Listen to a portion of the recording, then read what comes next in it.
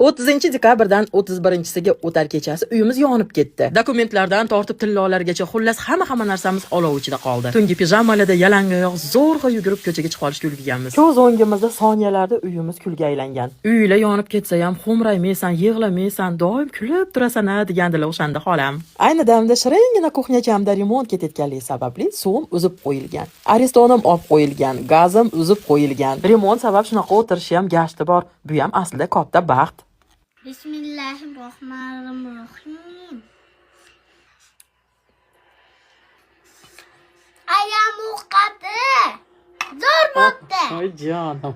Ular dard ko'rmasin. Voy Alloh rozi bo'lsin bolamdan. Sizlarga bejizga bo'lgan voqealarni aytib bermadim. Ayni damda remontigimdan xabar topgan Instagramcham menga sachuvstvoy qilib sabrlar tilashyapti.